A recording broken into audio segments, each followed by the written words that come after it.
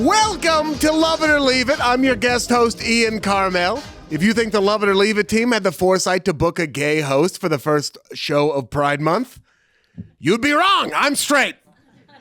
I am straight as hell. I am so straight that I brought my wife, Dana Schwartz, with me tonight. Yeah, I'm the one with the emotional attachment issues. We're progressive that way. But first, let's get into it. What a week! Obviously, we're going to start with the biggest news of the day, the new Deadpool and Wolverine popcorn bucket. Boy, is my mouth watering. No, of course, I'm talking about the Manhattan jury finding Donald Trump guilty on all 34 counts in his Stormy Daniels hush money trial. Guilty. We did it, Joe! Guilty on all 34 counts. Do you know what this means? No, I'm seriously asking. There have never been any consequences of any kind whenever this stuff happens. Does this one actually mean anything? No. Okay, well, the ruling officially makes Donald Trump the first president to become a convicted felon. Unofficially, he's like the 40th. But can he become the first felon to be elected president? The jury is still out. But probably. All right. Hey, let's give it up for Stormy Daniels really quick. Make some noise for Stormy Daniels. Bad sex, incredible outcome. In the end, 'twas beauty that killed the beast. Judge Juan Merchan has set a sentencing hearing for July 11th, and that's smart. Give him a few weeks to yell himself hoarse first. Let him get all the zoomies out, right? But I'm just glad we're getting one last 4th of July in there before the nation erupts into civil war. Yet again. What, too dark? Too dark of a joke? Too real. All right, okay, we're moving on. Trump addressed the press after the verdict. This was a disgrace. This was a rigged trial by a conflicted judge who was corrupt. Well, look who's awake. Do you think he struggled with that one, by the way? Should I say a corrupt judge who is conflicted or a conflicted judge who is corrupt? What does everyone think? Should we take a poll? Just based on applause, how do we feel like that Trump impression went? I never have any idea. It's good? Not bad. I've never even tried doing a Trump impression. I think it's pretty good. Does SNL have a guy? They have a guy. Okay. Fox News pundits also took the verdict in stride. Here's Jeanine Pirro. We have gone over a cliff in America. And I agree. But like when you go over a cliff on a roller coaster, I can't stop giggling, and I really want a corn dog. The Biden campaign reacted to the convictions in a statement saying, there is still only one way to keep Donald Trump out of the Oval Office, at the ballot box. Convicted felon or not, Trump will be the Republican nominee for president. Don't you dare ruin this for us, Biden campaign. We deserve this. The Biden campaign is like your friend who you tell about your big raise, and they're like, you know that's pre-tax, right? But the Biden campaign makes a great point. Nothing means anything. It was the perfect end to a perfect week. In case you somehow missed it, on Tuesday, President Biden and Donald Trump held dueling press conferences outside the hush money trial.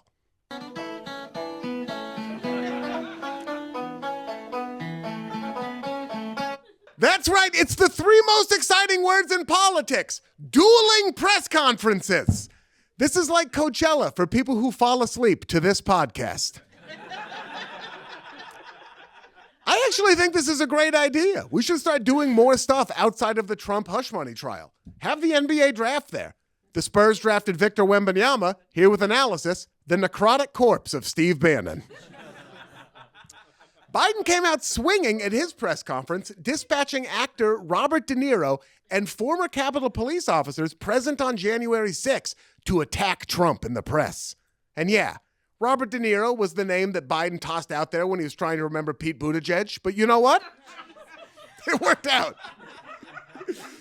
But it just goes to show you, whether it's a movie or a Biden, Robert De Niro is always ready to promote an Irishman. Said De Niro, We New Yorkers used to tolerate him when he was just another grubby real estate hustler masquerading as a big shot. I love this city. I don't want to destroy it. Donald Trump wants to destroy not only the city, but the country, and eventually he could destroy the world. And De Niro has skin in the game here. His kids are the next generation. And also the generation after that. He has so many kids and so many generations. Trump later responded, writing on Truth Social. All right, here we go, take two. I never knew how small, both mentally and physically, wacko former actor Robert De Niro was. And just like that, Trump has lost the short king vote. And look, not to give Trump any credit, but actors are shorter than you think. Barry Keoghan is sleeping peacefully in my pocket right now. Ranted the former president, Robert, whose movies, artistry, and brand have gone way down in value since he entered the political arena at the request of crooked Joe Biden, looked so pathetic and sad out there. Where have you gone, Joe DiMaggio? The last line is lyrics from Mrs. Robinson, which is from The Graduate, which suggests that Trump is mixing up Robert De Niro and Dustin Hoffman. Hey, idiot! Jews and Italians aren't the same. We just happen to share almost every physical trait and cultural stereotype and also play each other a lot in movies. And you know what? Actually, it was a reasonable mistake. In Trump's defense, he's never seen The Graduate. Can't relate to the idea of finding an older woman hot. Smart. It's a smart joke. Meanwhile, closing arguments concluded inside the courthouse. Trump's defense hammered home their main points. Michael Cohen is a liar, and there was nothing wrong with using an NDA to silence Stormy Daniels during the campaign. Said Trump's lawyer, Todd Blanche, it doesn't matter if there was a conspiracy to try to win an election. Every campaign in this country is a conspiracy. Ladies and gentlemen of the jury, so what if my client murdered his wife? Who among us hasn't murdered our wives? Am I right? Every campaign in this country is a conspiracy, man. That has to be the first time that sentence has been uttered by someone who was not reloading a gravity bong. Trump has long maintained that he never had sex with Stormy Daniels at all. On Wednesday, however, the Daily Beast published an account from an anonymous celebrity athlete who says Trump publicly bragged about sleeping with the adult film star at a 2006 golf tournament. Apparently, it was in response to the question, do you play golf? To be fair to Trump, he's never changed the story that he did not have sex with Stormy Daniels. He made love to her. It felt gross coming out of the mouth. Which also might have been something. Never mind. Okay,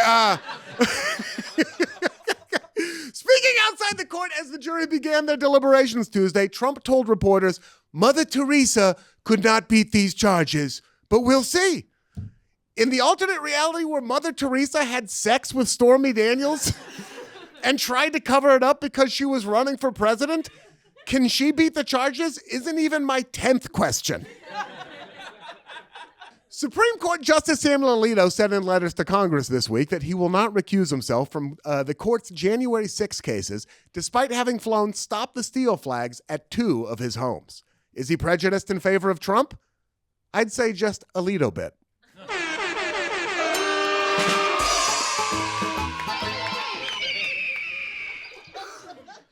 Did you get it? Back row, you guys get it? All right, great. I'm starting to think that telling 9 of the most powerful people in America that they can't be fired from their jobs no matter how bad they abuse their power may have been something of a whoopsie daisy. I know this isn't the point of the story, by the way, but recuse sounds like a word a toddler makes up because they can't remember the word excuse, right? Like, recuse me, do you like Roblox? It's cute. It's a cute show. Wrote Alito, the 2 incidents you cite do not meet the conditions for recusal. As I have stated publicly, I had nothing whatsoever to do with the flying of that flag. I was not even aware of the upside-down flag until it was called to my attention. And obviously, I think he's full of it, but also, I mean, he's been married for 40 years. It's feasible that he's just like, oh, Martha Anna's in the front yard with her flags again.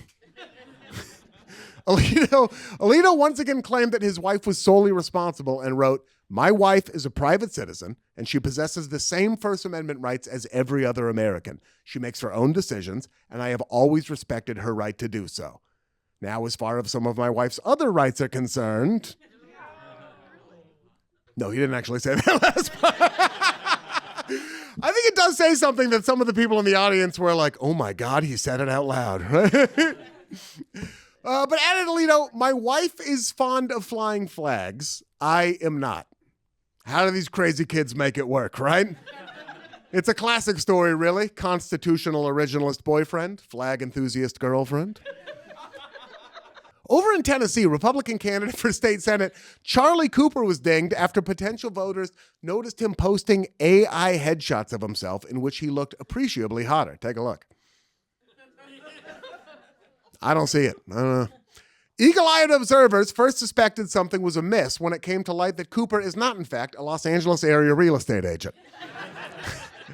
AI is already replacing artists and writers, and now it's coming for the guys from Queer Eye, too. This is amazing. Can someone please send me some good things that AI is doing? Because so far, it just seems like it's ruining art and making politicians look like the fifth lead on a CBS procedural. I knew you were capable of that reaction, and you've been refusing to give it to me. All right? I knew you were holding back. Stop holding back. It's a vulnerable position. I know that I'm the one here on the day Trump got convicted of 34 crimes. Instead of Jon Lovett, you think I'm not aware of that? You think I thought I was going to come up here and make a bunch of jokes about like Blink-182 and like the popcorn bucket from Deadpool, and instead I have one of the biggest stories in the history of politics in America? It took me 7 years to barely graduate from Portland State University, all right? We're in this together, okay? Thank you, all right. Speaking of stuff getting ruined, Florida declared its bridges will only display red, white, and blue lights as part of the state's Freedom Summer, preventing the use of rainbow lights for Pride Month. Happy Freedom Summer, purple is now illegal. The burden of representation now lays only heavier on the world's preeminent gay bridge, Mario Kart's Rainbow Road. That's my Stonewall. I threw the first red shell. Oh, breaking news, a red, white, and blue Florida bridge has been spotted flying upside down on the Alito's flagpole. Meanwhile, over in Italy, Pope Francis publicly apologized for using a gay slur in a closed-door meeting this week. The Catholic Church has quickly responded by condemning the Pope's actions and promising he will be transferred to another Vatican. Although he is the cool Pope, so there's a chance he was saying Sabrina Carpenter is mother and then the slur. Like that could have been the case. Pope Francis said, quote, "My language was hurtful. What I should have said was, which one of you proud LGBT men wants to suck the Pope's dick?"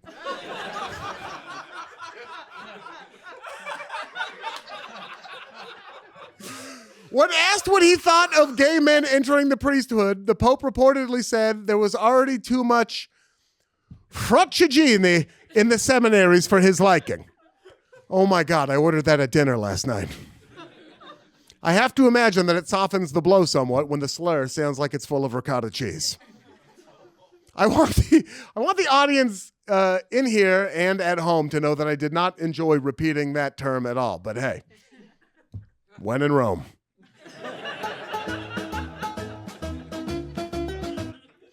Scientists have found evidence that Canada's invasive wild hogs, often referred to as super pigs, are poised to expand their population into the United States.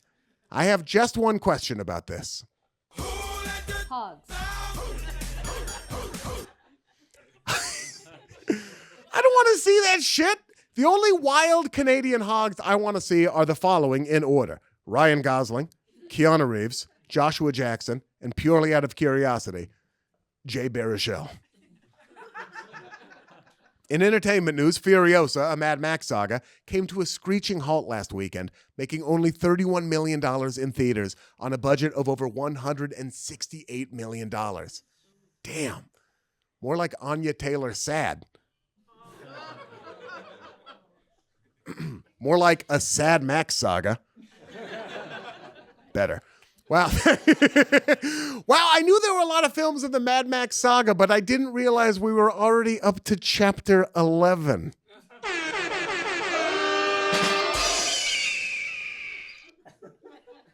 As of Sunday, Furiosa was neck and neck with the Garfield movie, with Sony and Warner Brothers each claiming their film took the #1 spot. It's interesting because these two movies could not be more different. One is a harrowing, blood-soaked vision of societal collapse, and the other is part of the Mad Max franchise. In the end, Furiosa just barely eked past Garfield, which earned around $25 million. Sorry, Garfield. Sounds like Mondays don't like you either. On an episode of the Honestly with Barry Weiss podcast, Jerry Seinfeld called for the return of traditional masculinity, shouting out guys like JFK, Muhammad Ali, and Sean Connery, and saying this. I miss a dominant masculinity. Yeah, I get the toxic thing. I get it. But still, I like a real man. Seems weird to miss the kind of guy who would have dunked your head in a high school toilet, but to each their own. Also, why is this on a podcast? Put it on your Hinge profile and keep moving. Seinfeld said he was nostalgic for a time when there was a clearer sense of social hierarchy. Ah, yes, the good old days. When it was real men at the top, all the other men second from the top, then rich white women, then purebred dogs, then Italians, and everyone else in a big pile at the bottom. Seinfeld also raved about Hugh Grant, who stars in Seinfeld's new Pop-Tart movie, Unfrosted, as an example of a real man. He knows how to dress. He knows how to talk. He's charming. He has stories. He's comfortable at dinner parties. Knows how to get a drink. You know what I mean? That stuff. Oh, I get it now. Seinfeld likes real men, like the effete British dandy from the Pastry movie. God, I would pay so much money to see Muhammad Ali, Sean Connery, and JFK in a Pop-Tart movie. Can AI do that? If not, what the fuck is AI for? Director Rian Johnson dropped a teaser this week on X for the next installment of the Knives Out franchise, titled Wake Up, Dead Man, a Knives Out mystery. Wake Up, Dead Man is also how the Secret Service will be waking up whoever the next president is. Knives Out, a franchise I like to call, what if Foghorn Leghorn was low-key sexy? Don't worry. We weren't just teasing you up top. Ryan Reynolds really did debut a Deadpool and Wolverine popcorn bucket to rival that of Dune's Sandworm popcorn bucket, shaped like Wolverine's open mouth. Here it is now.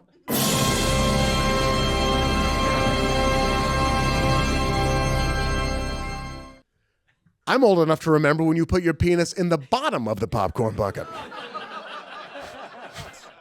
And just in time for summer, a new study came out revealing that rivers and streams in Alaska have been turning rust-colored over the last several years due to thawing permafrost releasing toxic chemicals into the waterways. Take a look. Yeah, I wouldn't worry about it. One thing about permafrost, we did a pretty bad job naming that one.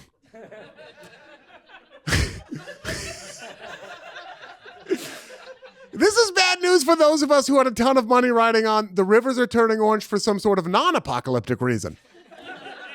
Personally, I had my money riding on cross-promotion for the Garfield movie.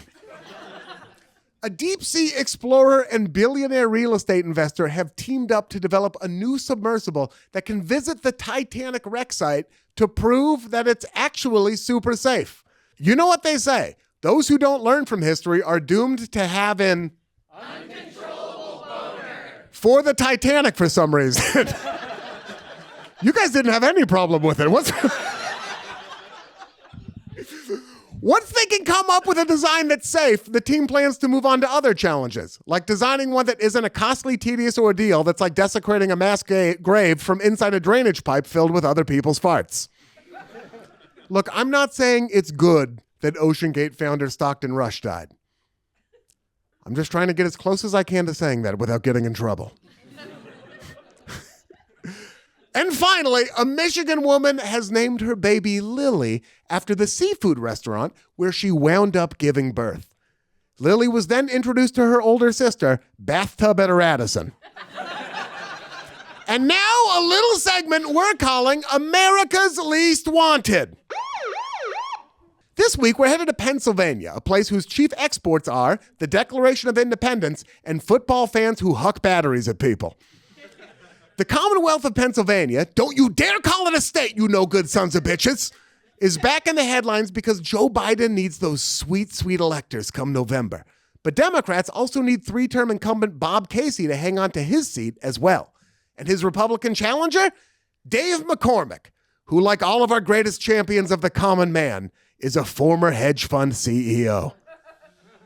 McCormick famously spent $14 million of his own money to lose a 2022 Senate primary to Dr. Oz. That's right. Pennsylvania's GOP voters found Dave McCormick less appealing than the TV doctor who killed hundreds of dogs and fully lived in New Jersey.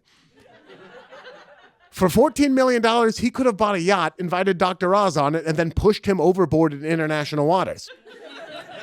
And here I am giving away ideas for free. Voters did change their tune about McCormick this year when he ran against a slightly less formidable primary opponent. Nobody. Winning an uncontested Republican primary carries roughly the same prestige as a world's best boss mug. But McCormick might run into the same pesky problem that befell Dr. Oz, not living in Pennsylvania. He does own a home in Pittsburgh, but reviews of public records indicate that he still almost exclusively lives on Connecticut's Gold Coast, which is one of the densest concentrations of wealth in the country. His house in Westport, Connecticut features a 1,500-bottle wine cellar. And I bet this cask of Amontillado-ass bitch lures his enemies down there. But not to kill them, just to talk about the importance of the carried interest tax loophole. Also, sorry, why does McCormick even want this job? You have a net worth of over $100 million and you want to hang out with Ted Cruz all day? You want to have to stare into Mitch McConnell's jowls and have them stare back into you? If I had Dave McCormick's money, you would never hear from me ever again. And we know this race may not strike you as particularly sexy. We know Bob Casey versus Dave McCormick sounds like the finalists for the Iowa State Fair's backgammon tournament. But holding on to the Senate, especially in the event of a Donald Trump presidency, couldn't be more important. If Bob Casey loses, he'll be replaced by a guy who opposes abortion and gun control and looks like he wants to imprison the X-Men. So if you want to stop this rich son of a bitch and conservatives just like him, then head over to votesaveamerica.com/2024 to find out what the hell to do about it. This has been America's Least Wanted.